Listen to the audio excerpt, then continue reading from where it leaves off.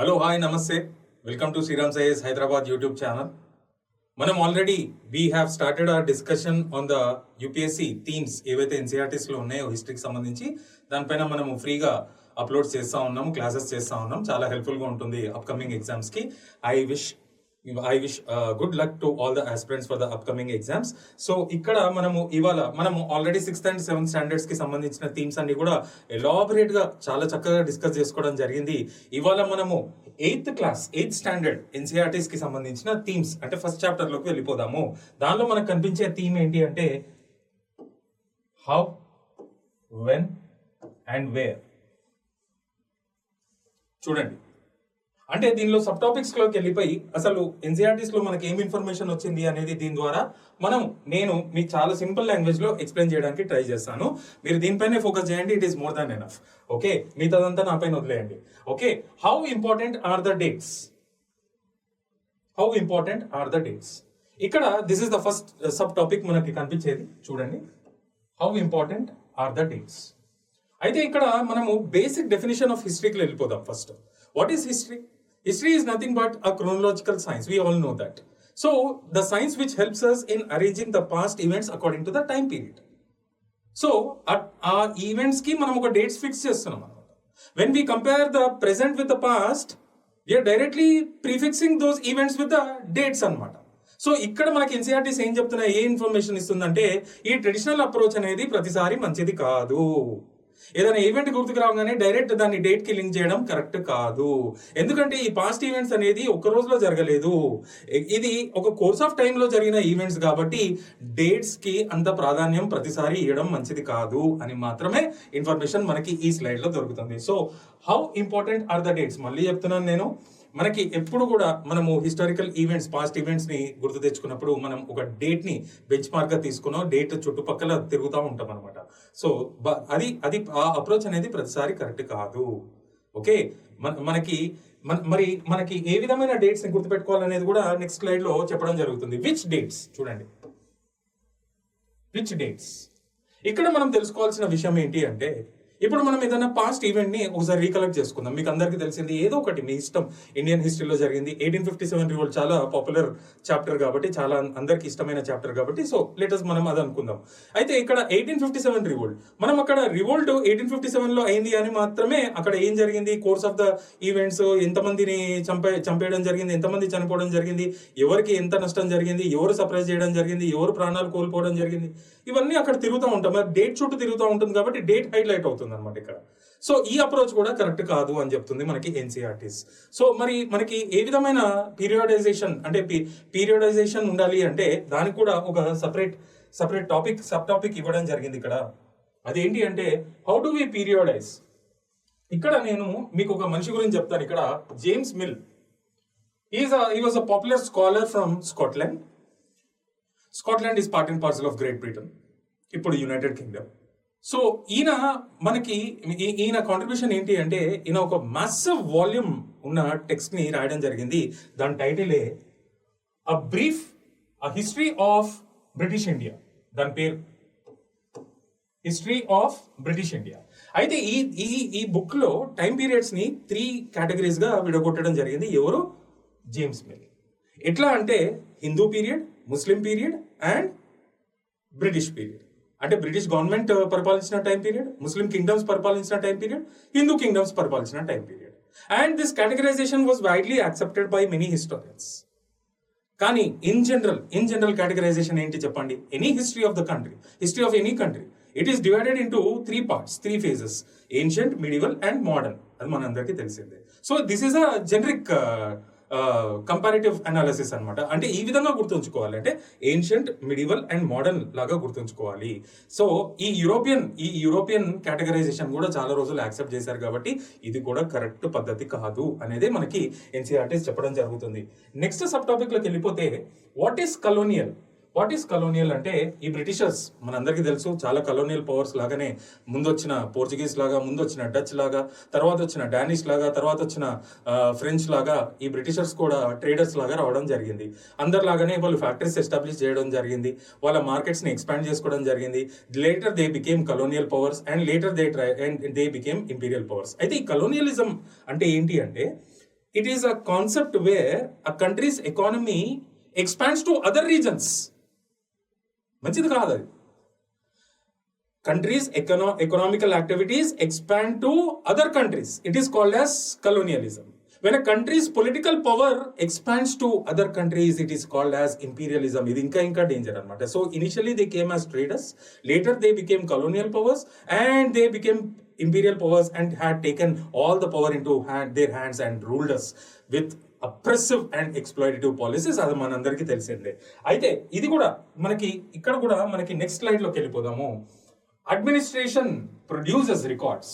అయితే ఈ బ్రిటిష్ మెల్లమెల్లగా ఎవెన్చువల్లీ ఎప్పుడైతే పొలిటికల్ పవర్ ఎస్టాబ్లిష్ చేయడం జరిగిందో, ఎప్పుడైతే మనల్ని అడ్మినిస్టర్ చేయడం స్టార్ట్ చేశారో, ఎప్పుడైతే మనల్ని రూల్ చేయడం స్టార్ట్ చేశారో, they gave lot of importance for the record keeping or maintaining records. చాలా అద్భుతంగా మెయింటైన్ చేయడం జరిగింది వాళ్ళు. ఆ రికార్డ్ అడ్మినిస్ట్రేషన్ కూడా చాలా మంచిగా చేయడం జరిగింది. సరే, ఆ పాలసీస్ ఒప్పైనప్పటికీ తప్పైనప్పటికీ ప్రతిదీ కూడా వాళ్ళు తీసుకున్న పాలసీస్ కానీ, వాళ్ళు తీసుకొచ్చిన పాలసీస్ కానీ, వాళ్ళు తీసుకున్న డెసిషన్స్ కానీ, అండ్ వాళ్ళు ఇచ్చే డైరెక్షన్స్ కానీ, గైడ్ లైన్స్ కానీ ప్రతిదీ కూడా రిటర్న్ ఫార్మాట్లో ఉండేది. అండ్ ప్రతి పబ్లిక్ ఆఫీస్కి ఒక సపరేట్ రూమ్స్ కూడా అలొకేట్ చేయడం జరిగింది టు మెయింటైన్ ద రికార్డ్స్. అంటే రికార్డ్ కీపింగ్కి చాలా చాలా ఇంపార్టెన్స్ ఇవ్వడం జరిగింది. ఇదే మనకి సబ్ టాపిక్ లో కనిపిస్తుంది.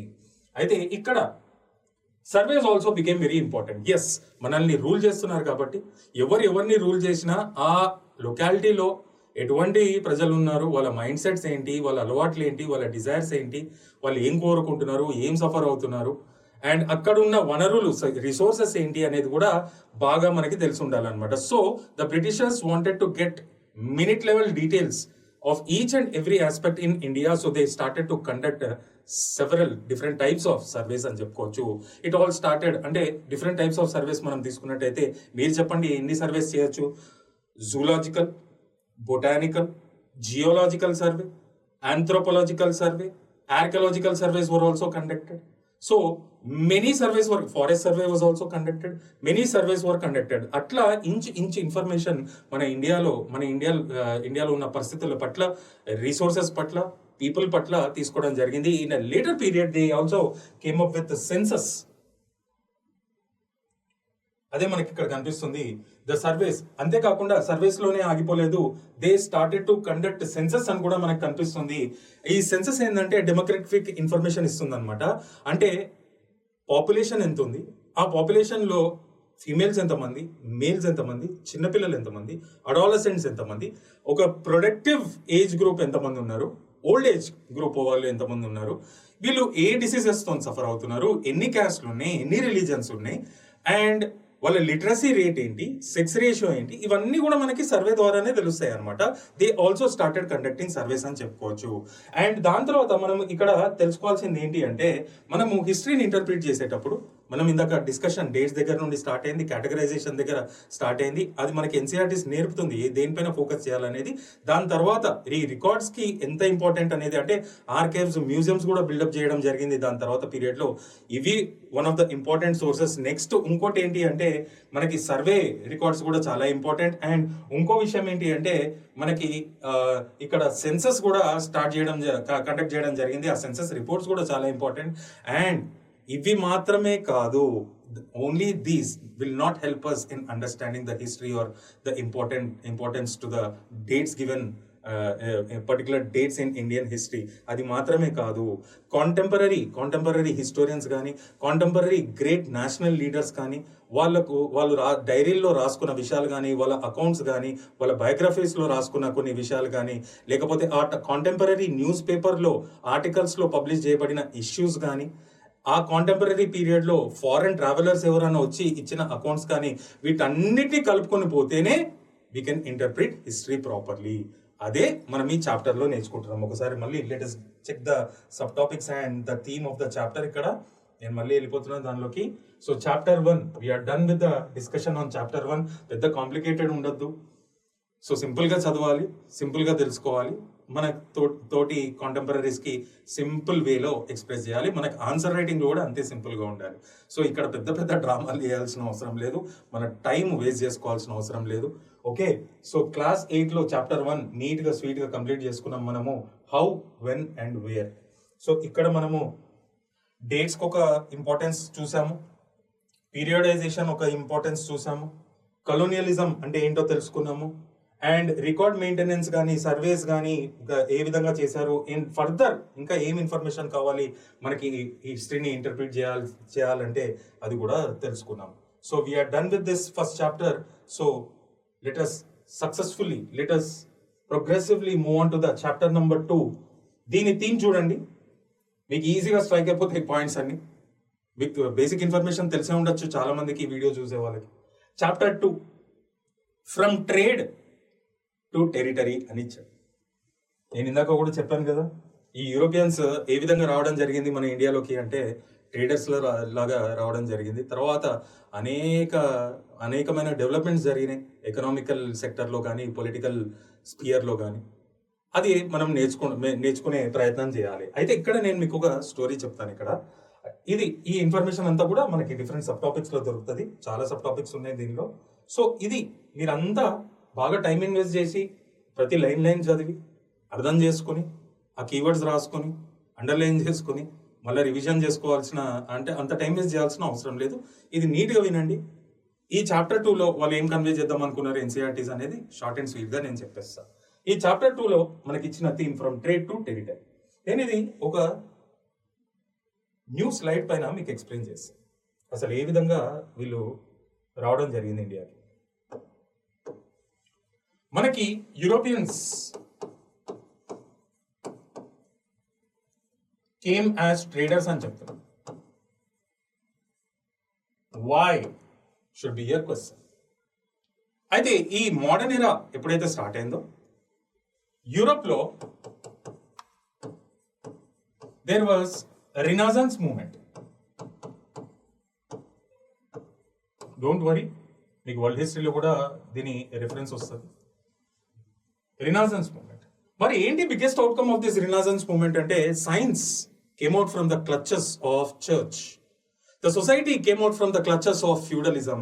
అంటే సొసైటీ ఒక డార్క్ ఏజ్ నుండి ఒక వెలుగులోకి రావడం జరిగింది. సైన్స్ కి ఇంతకు ముందు అథారిటీ ఎవరు ఇవ్వాలి అంటే వాళ్ళు తీసుకొచ్చిన సైంటిఫికల్ ఇన్వెన్షన్స్ కానీ సైంటిఫికల్ డిస్కవరీస్ కానీ చర్చ్ యాక్సెప్ట్ చేస్తేనే అది నిజమని తెలియదు అనమాట. కానీ ఆ చర్చ్ డామినేషన్ అనేది అంతమైంది because of this renaissance period. It ఒక సైంటిఫిక్ టెంపర్ ఉన్న పీపుల్ అని చెప్పుకోవచ్చు యూరోపియన్స్. అది కంపారిటివ్లీ ఇండియన్స్ కి అంత లేదు డెఫినెట్ గా. అందుకనే మనకి ఇప్పటికీ చాలా సోషల్ ఈవిల్స్ కానీ మూఢనమ్మకాలు కానీ చాలా మనం నమ్ముతూ ఉంటాము. ఎస్, దట్ ఈస్ అందుకనే మనకి ఫండమెంటల్ డ్యూటీస్ లో సైంటిఫిక్ టెంపర్ అనేది డెవలప్ చేసుకోండి ఖచ్చితంగా అని కూడా ఉంటుందండి. అంటే ప్రతిదీ మనము ఏదో తరతరాలుగా మనకి చేస్తా వచ్చాము పాటిస్తా వచ్చాము అని కాకుండా ఒక సైంటిఫిక్ యాంగిల్లో కూడా చూడాలి. డెఫినెట్ గా మంచి విషయాలే మనము ఇంబైబ్ చేసుకుని ఉంటాము, కానీ ఒక సైంటిఫిక్ రూపం కూడా ఇవ్వాలి. అంటే ఆ దానిలో వాస్తవాలు ఎంతవరకు నిజము, సైంటిఫికల్లీ రేషనాలిటీ ఎంత ఉంది అనేది కూడా చూడాలి. అది చూసిన మొట్టమొదటి ప్రజలు ఎవరు అంటే అర్లియస్ట్ పీపుల్ యూరోప్ లో. అందుకనే this was the biggest outcome of renaissance movement. And with this science came out from the clutches of the church and society came out from the clutches of feudalism. ఎప్పుడైతే ఈ science church domination నుండి బయటకు వచ్చిందో అద్భుతమైన inventions and discoveries జరిగినాయి. It gave a great boost to the industrial revolution.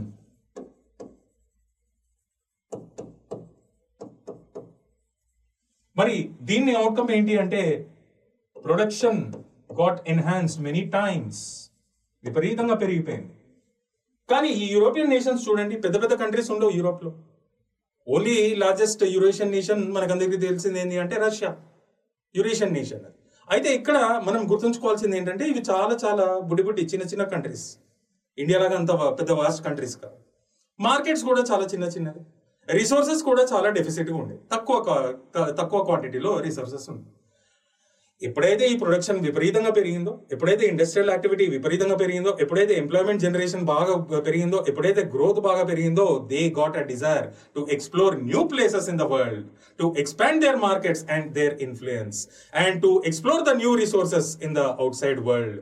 దాంతో start అయింది age of discoveries.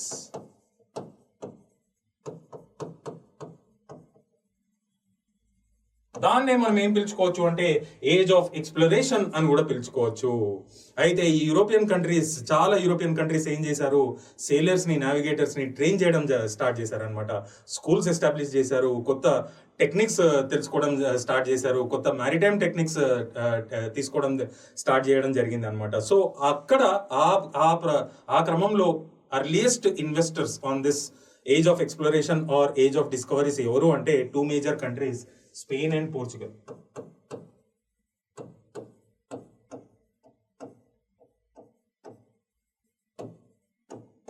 ఈ విధంగా వీళ్ళు ఇండియాకి న్యూ సీ రూట్ కనుక్కుందాం అనుకున్నారు. ఎందుకంటే మనం ఏన్షియంట్ అండ్ మిడివల్ పీరియడ్ లో ఆల్ త్రూ అవుట్ మనం తెలిసిన అద్భుతమైన విషయం ఏంటి అంటే India stood as a powerhouse in the world trade. And Indian products చాలా బయట మార్కెట్లో చాలా మందికి ఇష్టపడేవారు. Indian economy was a very surplus economy. That kind of solid Indian economy became a moth eaten economy because of the British rule and their exploitative policies అని చెప్పుకోవచ్చు. Particularly దరిద్రమైన economic policies తీసుకొచ్చారు కాబట్టి, డ్రెయిన్ ఆఫ్ వెల్త్ మూలంగా కాబట్టి మనకి Indian economy became a moth eaten economy అని ఖచ్చితంగా చెప్పుకోవచ్చు. అయితే ఇక్కడ these countries were depending on the Indian products, so they wanted to explore a new sea route to India. అయితే ఈ క్రమంలోనే మనకి వాస్కో డగామా చాలా సక్సెస్ఫుల్ అవ్వడం జరిగింది. He crossed the Cape of Good Hope and finally his voyage led to landing up at the Coast of Kerala. Calicut లో land చేయడం జరిగింది. అది మనకు తెలిసిన స్టోరీయే. అక్కడ చాలా పొలిటికల్ డెవలప్మెంట్స్ అవ్వడం జరిగింది. So it started with the Portuguese. దాని తర్వాత వచ్చిన వాళ్ళే ఇదేదో బాగుంది, మనం కూడా వెళ్దాము, ఇది చాలా బాగుంది. So they share their knowledge also అక్కడ. అయితే వాళ్ళు తీసుకొచ్చిన ఈవెంట్స్ కూడా చాలా వేరే కంట్రీస్ కూడా తెలియడం జరిగింది. And this open the gates for all the Europeans. మెల్లమెల్లగా ఒకరి తర్వాత ఒకరు రావడం జరిగింది. They establish their factories, they establish their colonies. ఆ విధంగా they started to trade with India. So it all started with Portuguese, then came the Dutch, then came the British, then came the Danes or Danish, then came the French. అయితే వీళ్ళందరిలో కూడా who stood more powerful అంటే initially Portuguese had a command on this trade with India, but later వాళ్ళంత successful కాలేదు. Later British stood up very strong. They started to become they started to rule us. They became colonial powers, they became imperial power, and they started to rule us also. So వీటన్నిట్లలో కూడా British stood as a strong nation in gaining control, political and economical control on India అని చెప్పుకోవచ్చు. India became a colony under the British. అయితే ఇక్కడ మనం నేర్చుకోవాల్సింది ఏంటి అంటే, ఇక్కడ ఈ విధంగా స్టార్ట్ అయిన జర్నీ, సో ట్రేడర్స్ లాగా రావడం జరిగింది, ఈ విధమైన ఇది చేయడం జరిగింది. అండ్ వీళ్ళు డిఫరెంట్ కాలనీస్ ఎస్టాబ్లిష్ చేయడం జరిగింది మన ఇండియన్ టెరిటరీలో. They had conflicts with each other in order to secure their markets, and they had conflicts with the local rulers also. And వీటన్నిటిలో అవుట్కమ్ ఏంటి అంటే British stood very strong.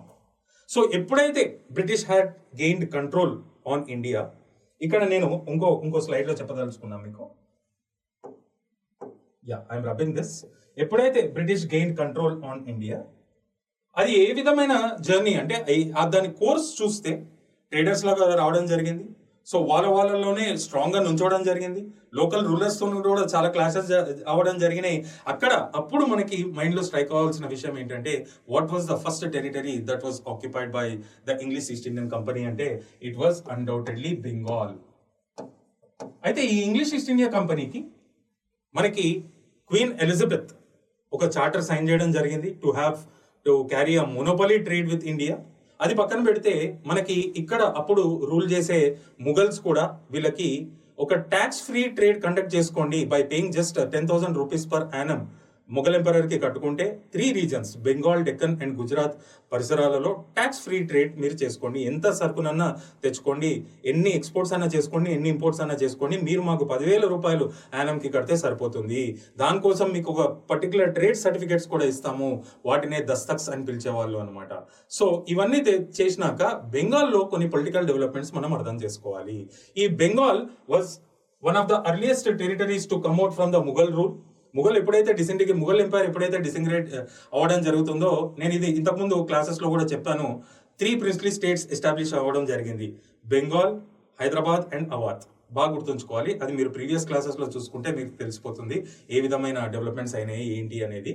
So ఇక్కడ మనం ఏం డిస్కస్ చేయాలి అంటే, సో ఈ ప్రిన్స్లీ స్టేట్ బెంగాల్ ఆ టైం పీరియడ్ లో బెంగాల్ నవాబ్స్ కింద ఉండేది. And the relationship between British and Bengal Nawab got disturbed, particularly during the period of Nawab Sirajuddaulah.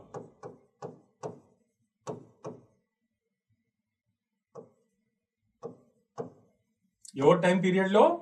Nawab Siraj-ud-Daulah. ఏం జరిగింది ఆ టైం పీరియడ్ లో అంటే, ఈ బ్రిటిషర్స్ ఎప్పుడైతే ఇండియాకి రావడం జరిగిందో, ఎప్పుడైతే కాలనీస్ అంటే అర్లియస్ట్ సెటిల్మెంట్స్ విలేజ్ చూసినట్టయితే, it started with Machilipatnam as a temporary settlement. And first permanent settlement వచ్చి సూరత్. దాని తర్వాత they have establish several other settlements also, one at Hooghly. మెల్లమెల్లగా వీళ్ళు ఏం చేశారు అంటే, వీళ్ళు they started to construct forts. అట్లా బెంగాల్లో coming as traders they started to live in forts. కోటల్లో ఉండడం స్టార్ట్ చేశారు, which was fortified by wall. సెక్యూరిటీని పెట్టడము, అక్కడ గవర్నర్స్ ని పంపడం, గవర్నర్ జనరల్స్ ని పంపడం.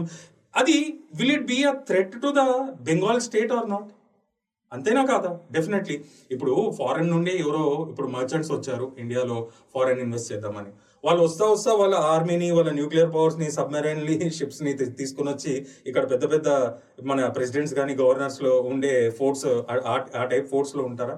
Definitely it will be a threat to India. Yes or no? ఆ టైం పీరియడ్ లో కూడా ఈ fortification was one of the threat to state of Bengal, security of Bengal. అందుకనే Sirajuddaulah passed on serious orders to dismantle all the forts. ఎందుకంటే fort లో నివసించే హక్కు ఒక రాజుకే ఉంటుంది, మర్చెంట్స్ కి కాదు. చాలా మంది colonial powers accepted to that, because Sirajuddaulah was not a చిన్న రూలర్ కాదు, పెద్ద వీక్ రూలర్ కాదు. ఈ was a strong ruler only. So రాజు చెప్పాడు కాబట్టి డెఫినెట్ గా మనం పాటిద్దామని చెప్పి చాలా మంది అది ఒప్పుకున్నారు. But the Britishers did not accept.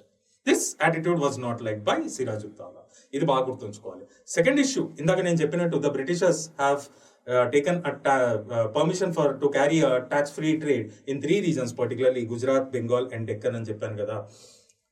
అయితే దానికోసం ఇష్యూ చేసిందే దస్తక్స్. అయితే ఆ దస్తక్స్ ఉన్న బ్రిటిష్ గూడ్స్ ఏవైతే ఉన్నాయో ఆ ట్యాక్స్ ఫ్రీ పర్మిట్ ఇస్తారనమాట వాటికి. వాళ్ళకు యాన్యువల్లీ 10,000 రూపీస్ కట్టుకుంటే సరిపోతుంది ముఘల్ ఎంపరర్ కి. అయితే ఇక్కడ ఏం చేశారంటే, they started to sell these certificates to the local merchants in black markets. మరి అది will it be a loss to the state of Bengal or not? It is a coastal state, మనందరికీ తెలిసిందే. అప్పుడు ఒడిశా, బీహార్ కూడా ఉన్నాయి. బీహార్కి అయితే కోస్ట్ లేదనుకోండి. అయితే it created losses to the treasury of the Bengal. This was also not tolerated by Siraj-ud-Daulah. అన్నిటికంటే important విషయం, ఇది చాలా చాలా ఇంపార్టెంట్ విషయం ఏంటి అంటే, ఎవరికైతే ఇప్పుడు ఒక రాజు కింద సబార్డినేట్ రూలర్స్ కూడా ఉంటారు కదా, సామంత రాజులు. సో సిరాజుద్దౌలా కింద కూడా చాలా మంది సబార్డినేట్ రూలర్స్ ఉండేవాళ్ళు. డెఫినెట్లీ మనం ఏన్షియంట్ అండ్ మిడివల్ అంతా చూసుకున్నట్టు ఉంటే రివోల్ట్స్ అనేది చాలా కామన్. సబార్డినేట్ రూలర్స్ మన సవరన్ రూలర్స్ పైన రివోల్ట్ చేయడం మనం కామన్ గా చూసిన ఫీచరే. ఇక్కడ కూడా ఎవరైతే సబార్డినేట్ రూలర్స్, ఎవరైతే సిరాజుద్దౌలా పైన రివోల్ట్ చేశారో వాళ్ళని డైరెక్ట్ తీసుకొచ్చి షెల్టర్ ఎక్కడ ఇచ్చేవాళ్ళు బ్రిటిష్ వార్స్? ఫోర్ట్ విలియం లో ఇచ్చేవాళ్ళు. This was also not at all tolerated by Siraj-ud-Daulah. మీరెవరో మా ఇంటర్ఫియర్ కావడానికి మా ఇంటర్నల్ పాలిటిక్స్ లో అని క్వశ్చన్ చేయడం జరిగింది. It was not at all tolerated అనమాట. అండ్ ఇక్కడ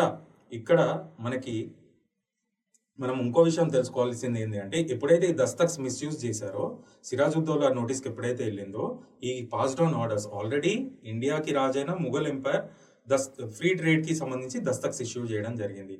దాన్ని ఓవర్కమ్ చేస్తూ ఈ passed new orders to cancel those dastaks in Bengal region. That started. అంటే ఇది వాళ్ళకి నచ్చలే, ఎవరికి? ఇంగ్లీష్ ఈస్ట్ ఇండియా కంపెనీకి. వీటన్నిటికి పొంగ ఒకరోజు మా సిరాజుద్దౌలా ఫ్రస్ట్రేషన్ బాగా క్లైమాక్స్ కి చేరుకొని ఆయన ఆర్మీని తీసుకుని మన ఫోర్ట్ విలియంని అటాక్ చేయడం జరిగింది. చాలా మంది అఫీషియల్స్ భయంతో వెళ్ళిపోవడం జరిగింది. కొంతమంది అఫీషియల్స్ అక్కడ క్యాప్చర్ అవ్వడం జరిగింది. ఆ క్యాప్చర్డ్ అఫీషియల్స్ ని డీటైన్ చేయడం జరిగింది ఒక డార్క్ రూమ్ లో, where there was no ventilation.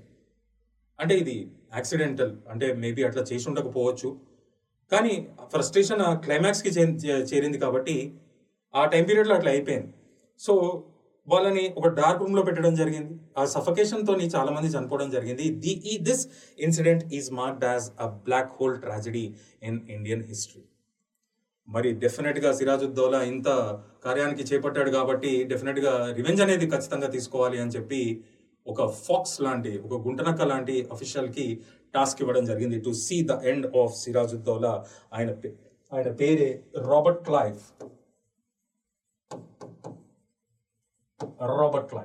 So he was given a task to defeat Sirajuddaulah. ఈయన ఏం చేశాడు తెలివిగా, ఈ join his hands with Mir Jafar. ఇది betrayal. Mir Jafar was like one of the supreme commanders, అంటే supreme subordinate officials under Sirajuddaulah అని చెప్పుకోవచ్చు. అదే Mir Jafar, he join his hands with the enemy Robert Clive. ఇప్పుడు సిరాజ్ పవర్ తగ్గిపోయింది. And this led to a battle of Plassey.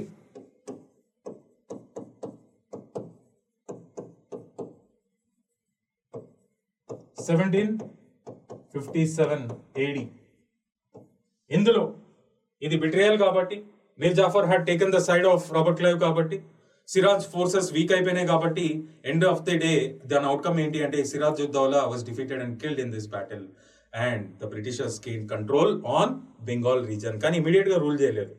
ఎవరైతే మీర్ జాఫర్ సహకరించాడో ఆయనని కొత్త నవాబ్గా చేయడం జరిగింది. మీర్ జాఫర్ వాజ్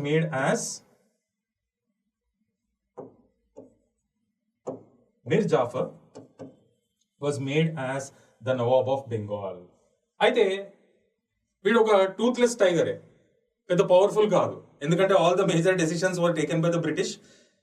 వాళ్ళు ఎస్ అని చెప్తే ఎస్ అనేవాడు, నో అని చెప్తే నో అనేవాడు. So he was like a puppet ruler. అయితే ఇక్కడ initially he was a puppet ruler. Slowly ఆయనకి సెల్ఫ్ రెస్పెక్ట్ కూడా దెబ్బతినింది. ఎవరికి? మీర్ జాఫర్కి. అయితే ఈ Mir Jafar he stopped accepting the orders of the British. He stopped being a puppet in their hands. ఇది బ్రిటిషర్స్ కి నచ్చలేదు. And they have dismissed him and made his relative Mir Qasim as the Nawab of Bengal. Initially Mir Qasim కూడా పప్పెట్ లాగా act చేశాడు. తర్వాత he followed the footsteps of his predecessor Mir Jafar. He stopped accepting orders from the Britishers. And అంతేకాకుండా ఈయన కొంచెం తెలివిగా ఏం చేశాడు, he started to strengthen the army of Bengal. It was like a threat to the English East India Company. అంతేకాకుండా he started to join his hands with the Dutch. It was a rival colonial power to the British in India. ఇద్దరి మధ్యలో competition ఏర్పడింది. ఎక్కువ శాతం colonies ఎవరు establish చేయాలి, ఎక్కువ శాతం మార్కెట్ సైజ్ ఎవరిది ఉండాలి అనే ఆ కాంపిటీషన్ ఇక్కడ కూడా స్ప్రెడ్ అయింది అనమాట. So he join his hands with Dutch and that was not tolerated by the British. అయితే ఇక్కడ battle of Bedara was fought in 1759.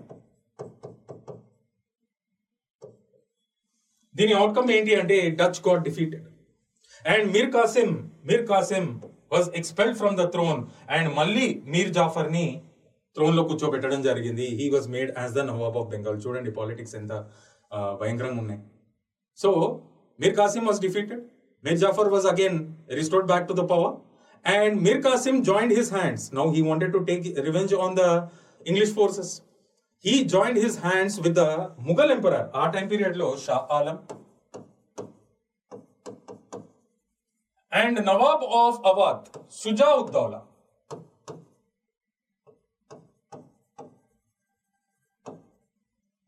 So వీళ్ళిద్దరితోని he joined his hands. So ఒక ట్రైపాట్రైట్ అలయన్స్ అనేది క్రియేట్ అవడం జరిగింది to fight against the forces of English East India Company. So ఇది చరిత్ర. అయితే this led to the battle of Buxar.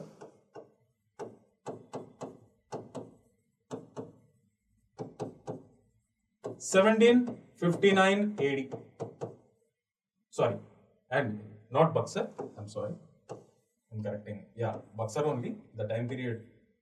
Let me write it. Battle of Buxar. Chinna confusion. Battle of Buxar in 1764 AD. Already battle of Bedara గురించి మనం discuss చేసాం, ప్లాజీ గురించి discuss చేసాం. కాబట్టి next chronological order లో మనం గుర్తుపెట్టుకోవాల్సింది ఏంటి అంటే battle of Buxar. So it was fought between the English forces on one side and tripartite alliance of Mir Qasim, the dismissed nawab of Bengal, the Nawab of Awadh Shujauddaula and then the Mughal emperor Shah Alam. వీళ్ళు ముగ్గురు కలిసి పార్టిసిపేట్ చేయడం జరిగింది. What was the outcome of this battle of Buxar అంటే the British forces were victorious. All the three got defeated. దీని తర్వాత చేసిందే మన treaty of Allahabad.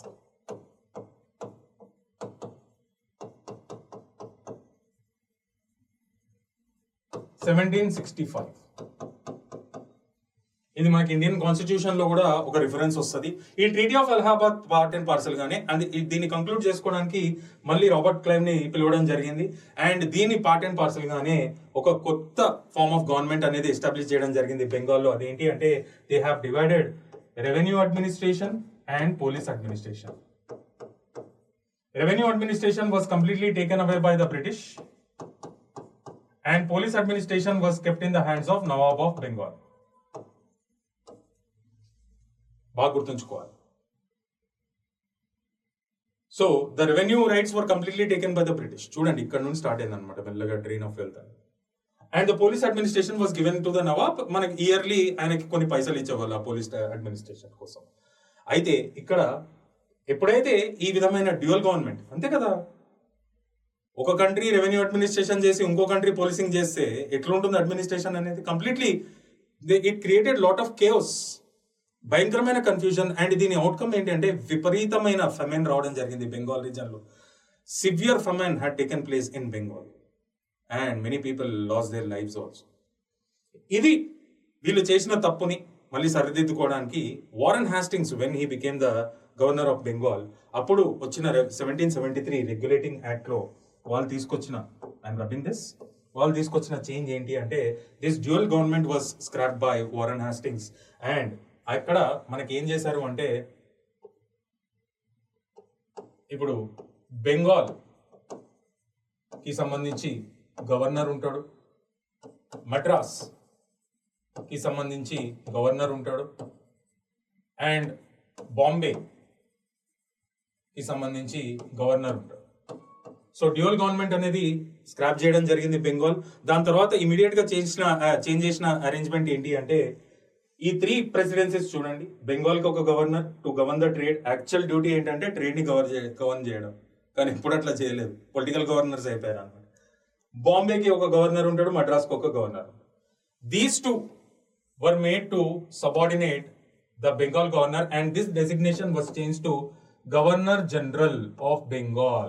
The first Governor General of Bengal was Warren Hastings. And ఈ ఒక administration మనం చూసినట్టయితే on what matters they had to subordinate, not on all the matters initially, only on the matters of war and peace. But however, it is the first step or beginning step for a centralized administration in India. Modern India అనుకుందాం, ఎందుకంటే centralised administration మనకి ancient and medieval periods లో కూడా ఉంటాయి. ఎక్కడ చెప్పండి, మనకి Mauryan period లో చూసింది మనం సెంట్రలైజ్డ్ అడ్మినిస్ట్రేషన్. పవర్ఫుల్ రూలర్స్ ఉంటే సెంట్రలైజ్డ్ అడ్మినిస్ట్రేషన్ మంచిగా నడుపుకోవచ్చు, వీక్ రూలర్స్ నడపలేరు, అందుకనే సబార్డినేట్ రూలర్స్ రివోల్ట్ అయ్యేవారు. అవన్నిటి కూడా మనం ప్రీవియస్ క్లాసెస్ లో చాలా వీడియోస్ లో మనం డిస్కస్ చేసిన పాయింట్స్. మనకి మిడివల్ టైం పీరియడ్ లోకి వచ్చేటప్పటికి మనకి Delhi sultanate was completely centralised administration and Mughal administration was also completely centralised administration. అయితే ఇక్కడ మనకి మోడర్న్ ఇండియాలో it is the first beginning step towards that led to the centralized administration in India అని చెప్పుకోవాలి. అయితే ఇక్కడ మళ్ళీ మనము ఆ టాపిక్ వెళ్ళిపోదాము. 1765 ట్రీటీ ఆఫ్ అలహాబాద్ సైన్ చేసుకున్నారు కదా.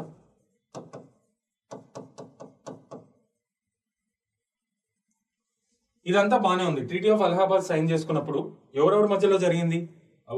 ఎవరు మనకి ముఘల్స్ పార్టిసిపేట్ చేశారు, నవాబ్ ఆఫ్ అవాద్ పార్టిసిపేట్ చేయడం జరిగింది, the Nawab dismissed nawab of Bengal కూడా పార్టిసిపేట్ చేయడం జరిగింది. అందరి సమక్షంలో కంక్లూడ్ చేసుకున్న ట్రీటీయే ఇది, treaty of Allahabad.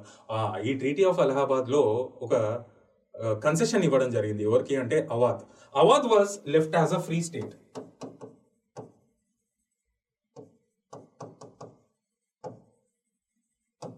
According to which treaty? This treaty. Why? ఏదో పాపము పుణ్యం కోసము, ఏదో పాపం మంచి పని కాదు అది, దీనికి కూడా ఒక స్ట్రాటజీ ఉంది. అదేంటి అనేది ఇప్పుడు చెప్తా. ఇదేంటి అంటే అవాద్ ని though it was left as a free state, it was used as a buffer state. Britishers ఒక ట్రేడర్స్ లాగా రావడం జరిగింది. అప్పుడప్పుడే నేసెంట్ స్టేజ్ లో ఒక టెరిటరీని కాంకర్ చేసుకోవడం జరిగింది. That was Bengal. అవునా? If this part is Bengal, which includes మన Bangladesh, Bihar and parts of Odisha, this part will be Awadh. Most of the united provinces అంటే ఉత్తరప్రదేశ్ పరిసరాల్లో ఉన్న రీజన్ ఇది. సో ఇక్కడ మనకి కామన్ గా మనం చూసినది ఏంది? They share, both the regions share common boundaries. ఏది? అవధ్ అండ్ బెంగాల్. ఇక్కడ ఎవరు రూల్లో ఉన్నారు ఇప్పుడు? English East India Company. And this was under the nawab. It was left as a free state. కానీ ఇక్కడ మనం చూసినట్టయితే ఇక్కడ మనం తెలుసుకోవాల్సింది ఏంటంటే, because they shared common boundaries here, ఇక్కడ అవధ్ ఇక్కడ మనం ఒక్కసారి నేను అర్థం చేసుకోండి. ఇక్కడ Awadh was vulnerable to the attacks of Afghans on one hand and Marathas on the other hand. వీళ్ళిద్దరి దగ్గర నుండి వీళ్ళకి హాని పొంచి ఉంది అనమాట. ఎవరి తరపు నుండి? Marathas on one hand and Afghans on other hand. అయితే ఇక్కడ Awadh shared common boundaries with Bengal territory. ఈ బెంగాల్లో అప్పుడప్పుడే రూల్లోకి వచ్చింది ఇంగ్లీష్ ఈస్ట్ ఇండియా కంపెనీ. వాళ్ళు కూడా అంత పవర్ఫుల్ కాదు. సో అందుకనే వాళ్ళు తీసుకొచ్చిన కాన్సెప్ట్ ఇక్కడ ఏంటి అంటే policy of ring fence.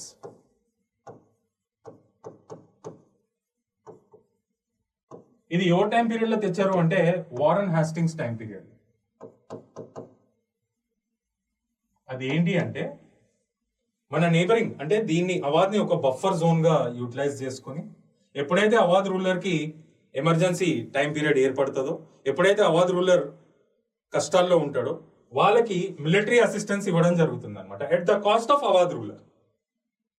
So వీళ్ళిద్దరి నుండి థ్రెట్ ఉంది కాబట్టి ఎప్పుడైనా వీళ్ళు అటాక్ చేస్తే వీళ్ళు మిలిటరీ అసిస్టెన్స్ ఇవ్వడం జరుగుతుంది.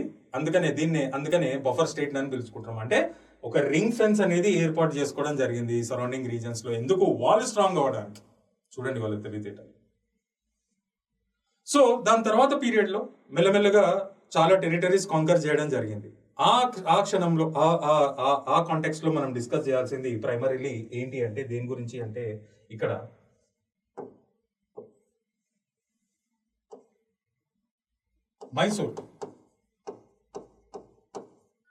మైసూర్ విషయానికి వస్తే, Mysore became an independent state after the downfall of Vijayanagara kingdom, and it came under the control of Wadiyar family.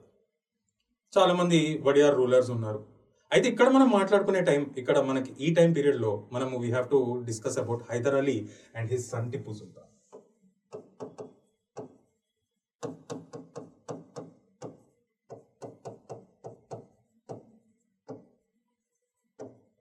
Hyder Ali and his son Tipu Sultan. అయితే ఫస్ట్ మనం let us start our discussion with Hyder Ali. Hyder Ali joined the forces of Mysore state as just a horseman in the cavalry. Normal ఒక horse ని చూసుకుంటూ యుద్ధాల్లో participate చేసే ఒక soldier లాగా, సిపాయి లాగా join అవ్వడం జరిగింది మైసూర్ స్టేట్ లో. Because of his eminent skills and because of his immense talent he rose up to the position of chief commander in the Mysore state, and he won many battles on behalf of this Mysore rulers, and he followed the policy of expansion also. ఆ time period లో ఎప్పుడైతే prominence కి grow అవ్వడం జరిగిందో Hyder Ali, the ruler was really very weak. Wadiyar, the ruler, was very weak. Taking that as an advantage, that inefficiency and weakness as an advantage, he conducted a military coup. You all know what is military coup. Military ఒక force తోని government ని topple చేసి power అంతా దాని చేతులకు తీసుకుంటే దాన్ని military కూ అనాలి. What happened recently in Bangladesh is a military కూ. నేను ఎగ్జాంపుల్ కూడా ఇస్తాను. అయితే ఇక్కడ మనం నేర్చుకోవాల్సింది ఏంటి అంటే, now Hyder Ali declared himself as the ruler of Mysore. ఎప్పుడైతే ఆయన రూలర్ గా డిక్లేర్ చేసుకోవడం జరిగిందో, ఎప్పుడైతే మిలిటరీ కూ కండక్ట్ చేయడం జరిగిందో, ఆ టైం పీరియడ్ లో Malabar coast came under the control of Hyder Ali. But it was interest of English East India Company also. ఎందుకంటే అది పోర్ట్ రీజన్, అది కోస్టల్ రీజన్ కాబట్టి అక్కడ ట్రేడ్ రాకపోకలు బాగా జరుగుతాయి కాబట్టి బ్రిటిషర్స్ కూడా దానిపైన కన్ను ఉండేది. And this led both to the Anglo-Mysore Wars. This led both into the Anglo-Mysore Wars. So మొత్తం టోటల్లీ 4 Anglo-Mysore Wars ఫైట్ చేయడం జరిగింది.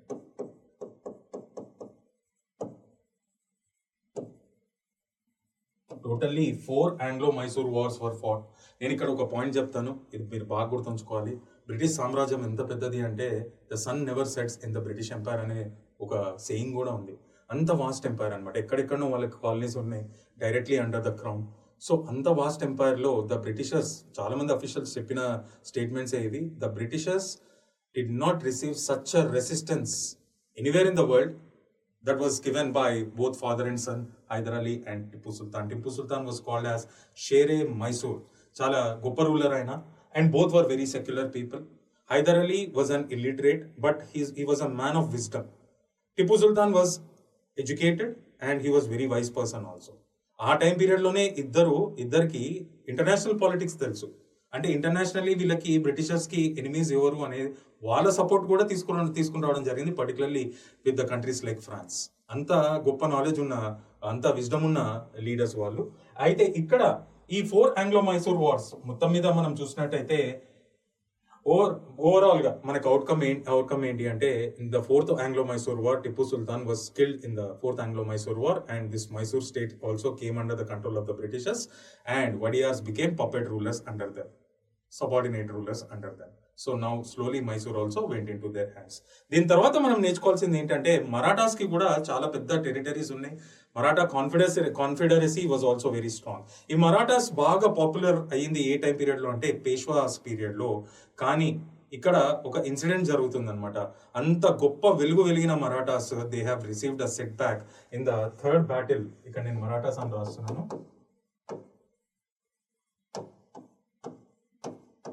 Third Battle of Panipat.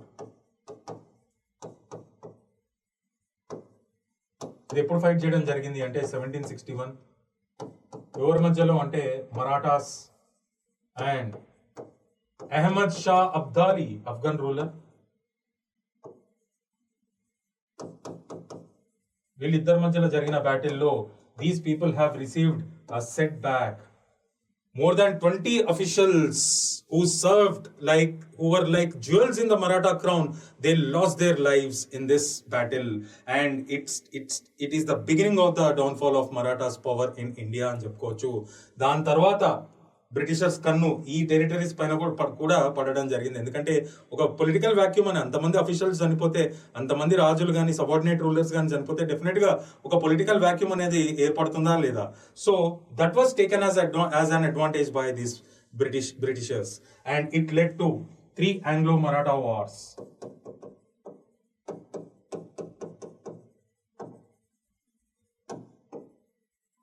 మరి దీని అవుట్కమ్ ఏంటి అంటే, Britishers have won these wars. Outcome, British was victorious. First the status quo. ఇక్కడ కూడా 2 Anglo-Mysore Wars లో ఫస్ట్ రెండు కూడా స్టేటస్ కో. అంటే no great loss, no great gains on both the sides. అంత రెసిస్టెన్స్ ఇవ్వడం జరిగింది. ఇక్కడ కూడా ఫస్ట్ దానిలో they maintained a status quo, but second దానిలో ఓడిపోవడం జరిగింది, థర్డ్ దానిలో కూడా ఓడిపోవడం జరిగింది. End of the day Maratha territories పైన కూడా వాళ్ళకి బ్రిటిష్ కి కంట్రోల్ రావడం జరిగింది. అట్లా వన్ బై వన్ బెంగాల్ తో స్టార్ట్ అయింది, మైసూర్ వచ్చింది, మరాఠా రీజన్ వచ్చింది, దాని తర్వాత సింధ్ వస్తుంది, పంజాబ్ వస్తుంది, దాని తర్వాత అవాద్ కూడా రావడం జరిగింది. ఇట్లా 1 by 1 టెరిటరీస్ వాళ్ళు కాంకర్ చేసుకుంటూ వెళ్తూ they came up with another policy. అదేంటి అంటే, ఇంతకుముందు మనం చూసింది ఏంటి, పాలసీ ఆఫ్ రింగ్ ఫెన్స్. ఇక్కడ ఏంటి అంటే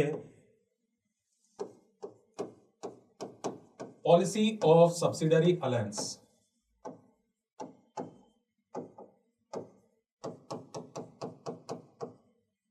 ఇంతకుముందు ఒక స్టేట్ ని బఫర్ జోన్ గా పెట్టుకుని ఎప్పుడైతే ఆ రూలర్ కి అవసరమో మిలిటరీ అసిస్టెన్స్ ఇచ్చేవాళ్ళు at the cost of that ruler. ఎందుకు, వాళ్ళ టెరిటరీస్ ను కూడా ప్రొటెక్ట్ చేసుకోవాలి, ఎందుకంటే కామన్ బౌండరీస్ ఉండేవి కాబట్టి. ఇక్కడ ఇంకో డెవలప్డ్ స్టెప్ అనమాట ఇది. ఇదేంటి అంటే, పర్మనెంట్ గా British troops will be placed in the territories of the princely state rulers. Permanent గా వాటిని మెయింటైన్ చేయడానికి ఏదర్ క్యాష్ రూపంలో ఇవ్వచ్చు, లేకపోతే ఆ ప్రిన్స్లీ స్టేట్ లో ఉన్న టెరిటరీసే బ్రిటిష్ కి ఇవ్వచ్చు. దాని నుండి వచ్చే ల్యాండ్ రెవెన్యూతోని ఆ క్యావలరీ కానీ ఇన్ఫాంట్రీ కానీ మెయింటైన్ చేసేవాళ్ళు అనమాట. అది ఫస్ట్ సైన్ చేసిన రూలర్ ఎవరు అంటే నిజాం ఆఫ్ హైదరాబాద్ అని చెప్పుకోవాలి. దాని తర్వాత many other rulers have sign this.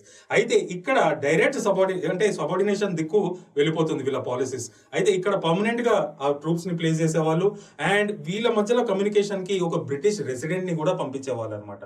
అయితే ఆ resident should not interfere in the local political affairs of princely state, but they always did that. This is what is policy of subsidiary alliance, and this came during the period of Lord Wellesley. బాగా గుర్తుంచుకోవాలి ఈ points అని. నేను మళ్ళీ ఇంకోసారి revise చేస్తాను ఈ policies గురించి, డోంట్ వరీ. దీని తర్వాత వాళ్ళు ఏం చేశారు, మెల్లమెల్లగా బెంగాల్తో స్టార్ట్ అయింది. బెంగాల్ వచ్చినాక పాలసీ ఆఫ్ రింగ్ ఫెన్స్ తీసుకొచ్చారు.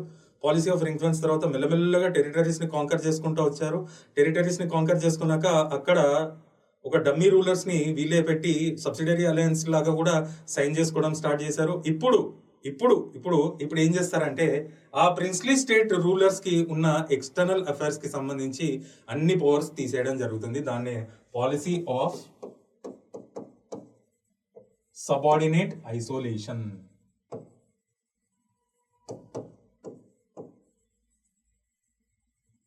ఇది ఎవరి టైం పీరియడ్ లో వచ్చింది అంటే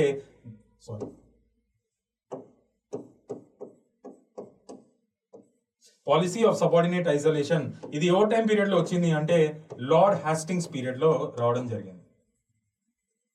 ఇది ఏంటి అంటే ద సబార్డినేట్ ప్రిన్స్లీ స్టేట్స్ ఏవైతే మనకి ఆల్రెడీ సబ్సిడరీ అలయన్స్ రాసి ఉన్నారో వాళ్ళ external affairs will be taken away by the British and they will be isolated. ఒక్క ప్రిన్స్లీ స్టేట్ కి ఇంకో ప్రిన్స్లీ స్టేట్ కమ్యూనికేట్ చేయాలన్నా కానీ బ్రిడ్జ్ ఎవరు ఉంటారు, బ్రిటిషర్స్. సో వాళ్ళకి ఎక్స్టర్నల్ సుప్రమసీ అనేది తీసేయడం జరిగింది అనమాట. Now British became a paramount power because of this and it became supreme and sovereign power in India and these princely states became subordinate to the British government. అయితే ఇక్కడ మనం ఇంకో విషయం నేర్చుకోవాలి, అదేంటి అంటే దీని తర్వాత తీసుకొచ్చిన పాలసీయే డాక్ట్రిన్ ఆఫ్ ల్యాబ్స్. ఇది మనం స్కూల్లో కూడా చాలా చదివే ఉంటాం. ఈ డాక్ట్రిన్ ఆఫ్ ల్యాబ్స్ ఎవరి టైం పీరియడ్ లో వచ్చిందంటే లార్డ్ డాల్హౌసీ టైం పీరియడ్ లో వచ్చింది. దీని ప్రకారం ఏంటి అంటే the kingdoms where there is maladministration or misgovernance, ఇది first condition. The kingdoms where there is maladministration or misgovernance. Second condition the kingdoms where the rulers do not have legal successors or heirs. ఆ time period లో those kingdoms will cease to exist, will lapse to exist. అదే doctrine of lapse. It will be taken away by the British. ఇది ఎక్కడ న్యాయం చూడండి. ఆ kingdoms ని ఈ సెకండ్ కండిషన్ ఇది హైలైట్ చాలా. ఎవరైతే రూలర్స్ కి లీగల్ సక్సెసర్స్ లేరో ఆ కింగ్డమ్స్ ని డైరెక్ట్ గా జప్తు చేసుకోవడం జరుగుతుంది. ఏది బ్రిటిష్ గవర్నమెంట్. అండ్ అది ఇంప్లిమెంట్ చేయడానికి they have categorise the Indian kingdoms into 3 categories. అదేంటి అనేది చూద్దాం ఇప్పుడు. ఇక్కడ నేను ఇంకోసారి రాస్తాను. డాక్ట్రిన్ ఆఫ్ ల్యాబ్స్,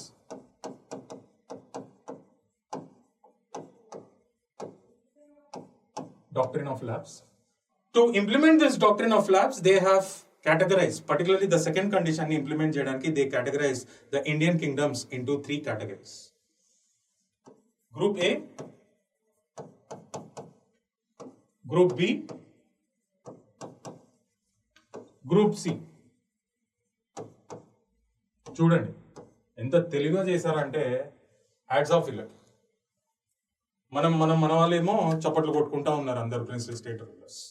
అయితే ఇక్కడ చూడండి ఈ గ్రూప్ ఏ కింగ్డమ్స్ ఏంటి అంటే the kingdoms that were created before British rule in India. Group B countries అవి ఏంటి అంటే the kingdoms that were created at the time of British rule in India. Group C kingdoms ఏంటి అంటే the kingdoms that were created after the British rule in India.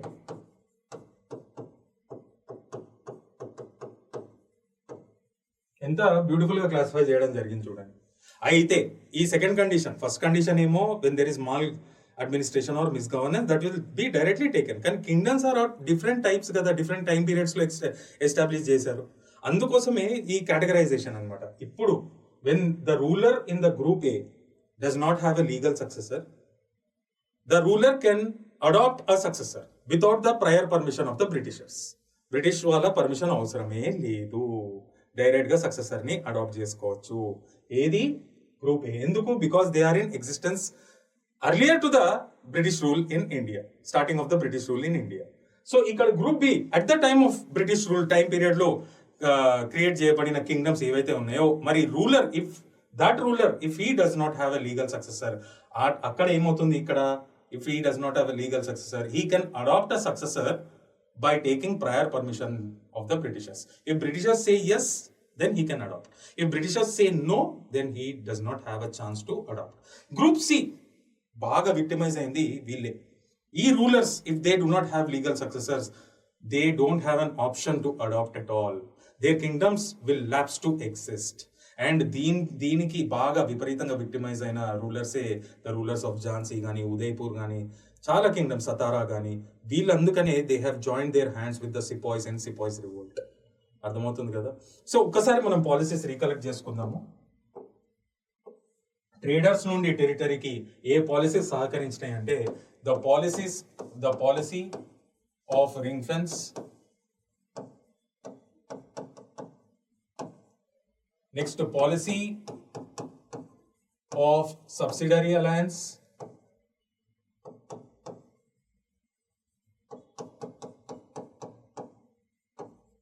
and ikkada manaki policy of subordinate isolation,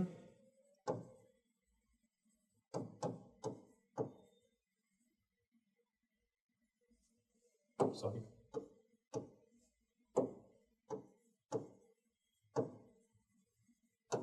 and doctrine of lapse.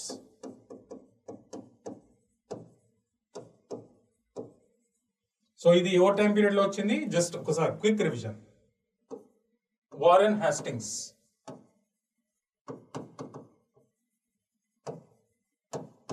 ఇది ఏ time period లో వచ్చింది?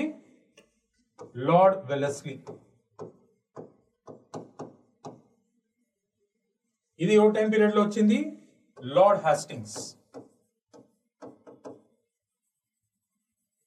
And this came during whose rule? Lord Dalhousie. So, మెల్లగా traders నుండి territories కి canker చేసుకోవడానికి తోడ్పడిన పాలసీసే ఇవి imperial policies అని చెప్పుకోవచ్చు. దీంతో చాలా మంది విక్టిమైజ్ అవ్వడం జరిగింది. ఇవన్నీ ఒక పక్కన పొలిటికల్ ఫ్రంట్ లో నడుస్తూ ఉంటే, revenue policies and economic policies అయితే చాలా విపరీతమైన భయంకరమైన పాలసీస్. పర్టికులర్లీ దానిలో వర్స్ట్ విక్టిమ్స్ ఎవరు అంటే మన పెజెంట్స్ అండ్ ఆర్టిజన్స్. అందుకనే ఎంతో బాధాకరంతో వాళ్ళ ఫ్రస్ట్రేషన్ ఇంకా పీక్ స్టేజ్కి వచ్చేసి they join their hands with the rebels in 1857 revolt అని చెప్పుకోవచ్చు. అయితే ఇవన్నీ అడ్మినిస్ట్రేషన్ కూడా ఈ విధంగా మెల్లమెల్లగా ఆర్గనైజ్గా పెట్టుకొని మెల్లమెల్లగా డ్రెయిన్ ఆఫ్ వెల్త్ పట్ల చేసుకుంటూ మెల్లమెల్లగా అన్ని ప్రిన్స్లీ స్టేట్స్ని సబ్సిడరీ అలయన్స్ సైన్ చేసి సబార్డినేట్ ఐసోలేషన్ చేసి బ్రిటిష్ ఒక పారామౌంట్ పవర్గా అయిందో, మిలిటరీ కూడా అంతే స్ట్రాంగ్ చేసుకోవడం జరిగింది. ఆ మిలిటరీలో ఎన్నో యూరోపియన్ టెక్నిక్స్ కానీ స్ట్రాటజీస్ కానీ తీసుకుని రావడం జరిగింది. ఒక యూనిఫామ్ కల్చర్ అనేది కూడా బిల్డప్ చేసుకోవడం జరిగింది. అంటే military organisation also gave a boost to the British rule అని చెప్పుకోవచ్చు. ఆ టాపిక్సే మనకి ఇవాళ ఈ చాప్టర్ 2లో కనిపిస్తాయి. ఒకసారి మనం చాప్టర్లోకి వెళ్ళిపోదాము. చూడండి, ఫ్రమ్ ట్రేడ్ టు టెరిటరీ ఒక్కొక్కటి చూసుకుంటూ వెళ్ళిపోదాం.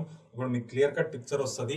మీ క్లాస్ రికార్డెడే యూట్యూబ్లో అవైలబుల్ ఉంది కాబట్టి మెల్లగా బఫర్ చేసుకుంటూ మెల్లగా స్ట్రీమ్ చేసుకుంటూ మీరు చూడొచ్చు. ఆల్రెడీ మీరు నేర్చుకుని ఉంటే దాని స్పీడ్ ఇంక్రీజ్ చేసుకుని కూడా ఒక రివిజన్ సెషన్ లాగా కూడా పెట్టుకోవచ్చు.